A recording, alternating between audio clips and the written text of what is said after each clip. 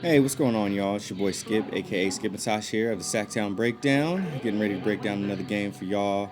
Kings versus Suns occurred a few days ago, and currently we're on a two-game winning streak. One on back-to-backs, one against the Warriors, one against the Phoenix. Not the strongest teams in the NBA, but when you're also not one of the strongest teams in the NBA, you take what you can get and you enjoy it. So right now we got back-to-back wins against the Suns and the Warriors. We're going to talk about the Suns, and then later tonight we actually play the Bucks. So I might give a little bit of a preview for that game. But first, let's give a shout out to our sponsors. We have Tabu Ohana, our gaming chair sponsor. Take a look at this beautiful thing.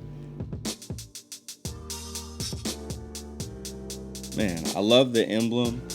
Got a really nice pillow here. Design there in the head seat. I don't even know what this is, like suede and then leather. And then you get a back pillow too. I don't know. But it's crazy. But they sponsor us. We appreciate them so much. SkipTC is the discount code if you're looking for a gaming chair or an office chair. Check them out and you'll get a discount off of it. Thanks to yours truly.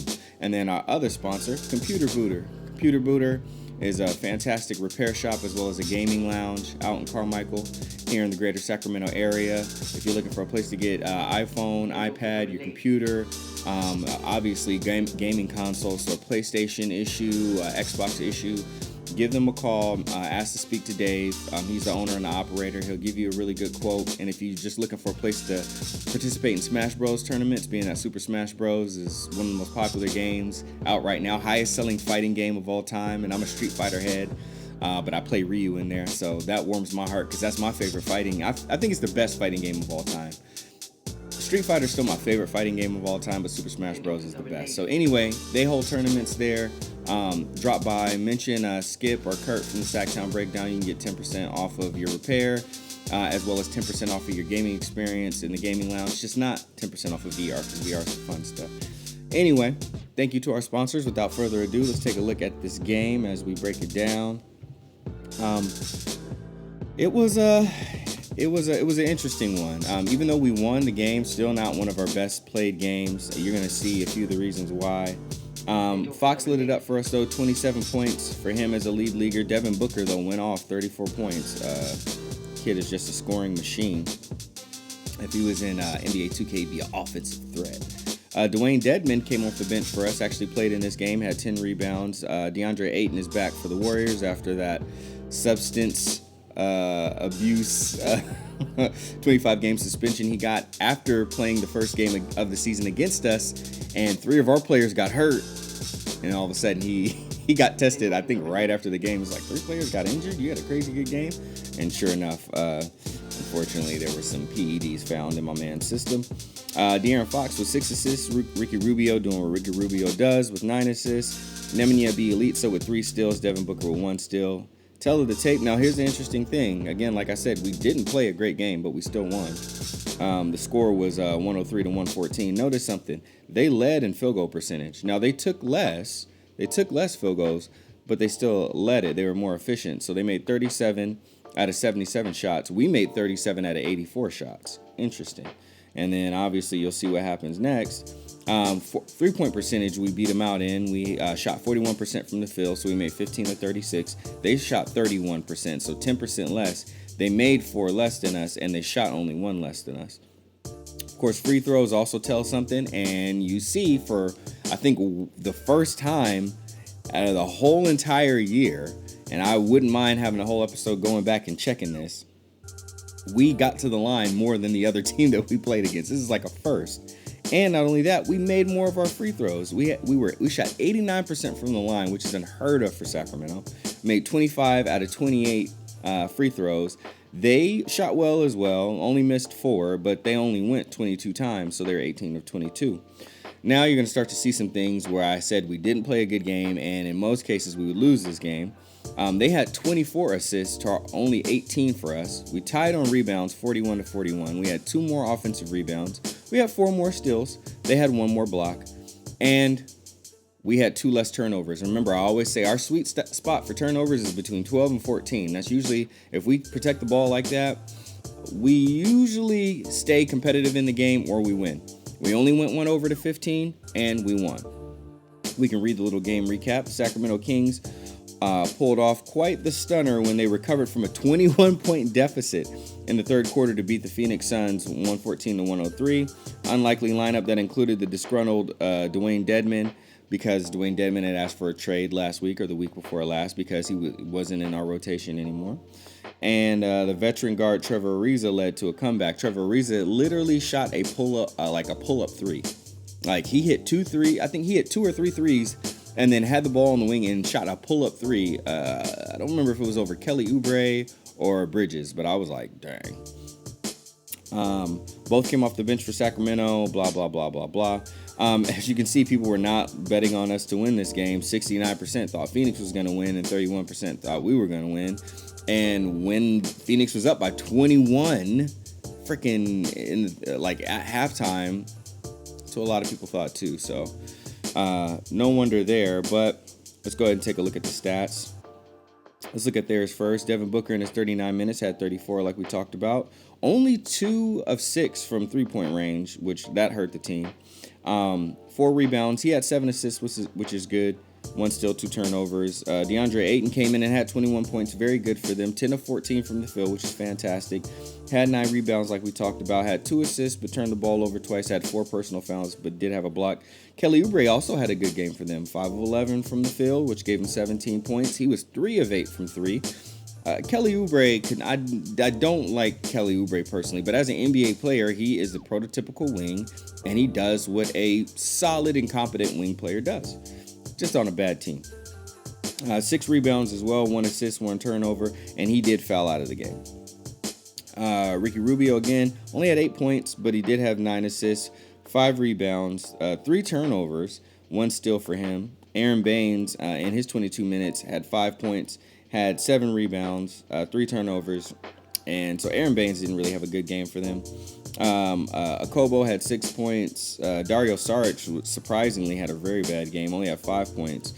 Dario Saric is someone who I really liked. I thought he was going to be a much better player than he has shown coming into the league. Of course, he's on a bad team now, but when Philadelphia had him, he played better, and I thought he was a perfect player for their system. They needed shooters, but they got rid of him and Robert Covington, so they got rid of 2 shooters to get... How am I forgetting his name now? He's a player that I wanted, that I'm glad that we didn't end up getting. He was on the Clippers. He played for the Magic, then he was on the Clippers. Can't remember his name right now, but he got a really big contract over in Philly. He's not Joel Embiid, and he's not Ben Simmons. He's the other guy there. Anyway, he hasn't really been contributing to a lot of winning basketball for them. Dario Saric and Robert Covington were perfect for what they needed. They spaced the floor, and they traded them away. And it's funny, I hear that they want Robert Covington back. New GM not doing his homework, but swinging for the fences nonetheless. Tyler Johnson only played 9 minutes. Tyler Johnson is like outside of the rotation. He got that big old fat contract from Miami, and Miami convinced people to take that bad contract off their hands. And look, now he's outside of the rotation. He's getting paid a lot of money to barely play and barely contribute, which is crazy to me. And then Bridges played 17 minutes. McCall Bridges played 17 minutes and didn't score at all. Only tried to even shoot the ball one time. It was a 3-pointer. He missed it. He had 3 rebounds. He did have 1 steal, and he had 5 fouls. I don't know what it is about Phoenix and wings. It's like the only wing player that they really have gotten that amounted to anything was TJ Warren, and then they just shipped him off for nothing. So weird. They had Bridges. They had how am I forgetting his name already? He's over in Memphis, and he's in the G League, and he got suspended out of the G League. I don't know. It doesn't even matter. Josh Jackson. My gosh, they don't do well with wings. Man, what's his name is going to ask for a trade soon. That's all I know. Devin Booker. Gosh, it's stinky and out in there. Anyway, on our side, De'Aaron Fox played 35 minutes, had 27 points, 9 of 21 from the field. 1 of 6 from 3. He has not been hitting his threes. I'm glad he hit 1. He hit all of his free throws, though. Hey, I'd been fine if he only took 3 3-pointers and just hit all of his free throws. That would have been better, but you got to take them. Like, if it's an open shot and it's the right shot, he does have to take them. I remember one of them swirled in and went out. It was a close miss, but yeah, he'll get better over time. He's already gotten better at each season, so that's good. 6 assists, like we talked about. Had 4 turnovers, which isn't great, but had a block and a steal. Belly had 19 points for us, 7 of 17 from the field, 3 of 8 from 3. Yeah. 7 rebounds, like we talked about. 1 assist, 2 turnovers, 3 steals. Very good. Buddy in his 24 minutes, so it's interesting. Buddy only played 24 minutes, but it was for a good reason. Had 16 points though, 5 of 11, hit 4 of 7 from 3. Thank goodness, because his 3-point percentage has been suffering, and he takes bad shots sometimes. Like, I love Buddy. I think Buddy's a great player. Shooters are supposed to shoot. I believe we should run more plays for him to get better 3-point shots to shoot. But so many of his good 3-pointers that he took last season came because they were transition threes, and since we haven't been running, he hasn't been getting those. So in the half court, he's been chucking up some shots. I'm just glad that they're falling, because I really love Buddy Hield. I think he's a great player. I think he's an awesome man, and I think he can really be a contributing factor for us. But we have to run so he can get those open threes, and not only that, but we also have to run more plays for him. I still believe he's one of the best shooters in the league, but we're not using him right. So we're not using him right, so he's using himself wrong a lot of the times. But nonetheless, and he has to get to the line more. He's got to learn how to draw fouls. He has to, because he shoots free throws too well. So he has to learn how to draw fouls. It helps us keep the pace of the game, control the pace of the game, and it allows him to do what he does best with nobody defending him: shoot them free throws. Anyway, he did have 3 rebounds for us, 2 assists. Cool. Turned the ball over 3 times, but only had 2 fouls. Harry Giles started for us. That's my man. Had 8 points for us, 4 of 7 from field goal. Had 8 total rebounds, so 8 and 8. That's solid for his first career start ever. Only 1 turnover, and had a steal. Harrison Barnes did not have a very good game for us at all. Played good on the defensive end, he did, but offensively we just couldn't get him anything. And Harrison Barnes, we should be getting him a few designated touches, especially in the post, because he can get to the line. If he doesn't get the bucket, he'll get to the line. If he has absolutely nothing, if he can't get to the line, he'll pass out. He's a very disciplined player. We've got to utilize that more, because that's the type of high IQ player that we want. Try to get the bucket. If there's no bucket, we need a foul. Go for the foul, and he can get it. If he doesn't have either of those, he will pass out. That's what we need. Anyway, he didn't even have a lot of rebounds. It hurt. Trevor Ariza played 30 minutes, had 15 points, 3 of 8 from the field, 3 of 5 from 3, so he hit all his threes, made all of his free throws, had 7 rebounds, 2 assists, 2 steals. That's very solid. Dwayne Dedman came in and played 31 minutes, had 12 points, was 3 of 7 from 3, shot 4 3-pointers, only hit 1, but he's still dialed in. He still hit his celebration. Only missed 1 of his free throws and had 10 rebounds. So he had a double-double. That's solid, and he'll probably start for us tonight. Corey Joseph played 29 minutes. I think that's a little too much for Corey Joe, but he had 10 points, which is good, 3 assists, which is solid, and had a steal. Justin James came in, gave us 6 supercharged minutes. I love Justin James. Very athletic, very energetic. Had 5 points, had 1 assist. So that's that.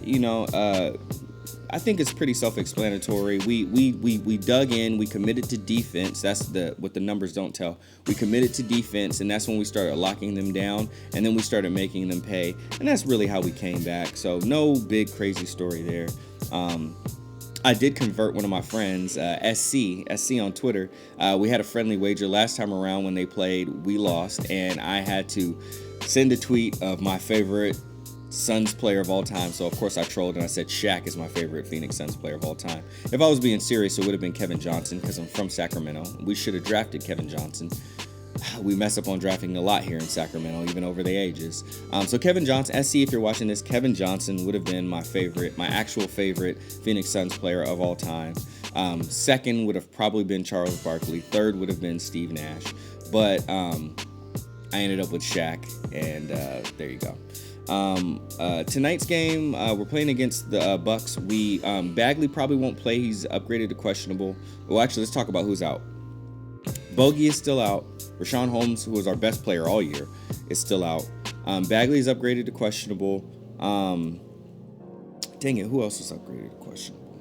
Let's take a look. I got it here. Nemanja Bjelica is questionable because he rolled his ankle in the last game, and he rolled it pretty nasty. And So that's kind of what we're working with. I believe Dwayne Dedmon is probably going to start. Harry Giles will get more minutes off the bench, and we'll probably move. Harrison Barnes and have him play a little bit of 4. Trevor Ariza is going to justifiably play more minutes this game. I wouldn't be surprised if Justin James plays more this game, and we did call up Kyle Guy, our two-way player, and he's available for tonight, so maybe he'll give us some floor spacing. I think we're going to really, really need scoring because there's not much defense. I mean, you want to still play your best defense, but we're not going to be able to take a lot of people out. I hope Yogi Ferrell actually plays more tonight. To give us more of a scoring boost. I want Corey Joseph to only play if we absolutely need defense, but I know we're going to need scoring. So I would rather see Justin James, Kyle Guy, and Yogi Ferrell play a little bit more tonight, and Corey Joseph if we absolutely need defense. If we start falling behind, then that's what I say. But let's start off with the punch. Let's bring Harry Giles off the bench a little early, too, for another spark, just so we can keep the energy going. Dwayne Dedmon can start the game and play more minutes, but let's do that. And again, then if we need more defense in, then let's have Dedmon, play a little bit more because he's a better defender than Harry Giles is, just for his size and everything. I feel like the Lopez brothers, especially Brooke Lopez, is really going to make Harry Giles pay out there on the wing. And I feel like Dwayne Dedmon can defend a little bit better out there. But anyway, fingers crossed, hoping that we'll win. We'll see. I'll probably be doing the game breakdown, and if I do, I will do it right after the game, so you'll get that breakdown tonight. Thank you, everybody, for tuning in. Thank you, everybody, for joining. Don't forget the Discord if you guys want to have some hoop talk. The Discord link is in the description below if you want to come in and talk some Kings hoop or just NBA hoop. Shout out to my Kings guard. I've been playing a lot more NBA 2K, and I'm gonna start streaming it more here soon. But I was in the NBA 2K League stream last night with Dimes. Not one of our players. I want to say Dimes plays for Houston, but plays for the Mavs. Yeah, he plays for Mavs Gaming. Super cool dude. It's a good time in there. Check out the NBA 2K League, man. It's fun, and when there's no hoop games on, and if you guys are into it, it's really dope, and it's only gonna get bigger. So, thank you for everybody tuning in. I always appreciate y'all. Tap will be back soon, and we'll trade off. But until then, I'm filling in. This is your boy Skip. Appreciate y'all.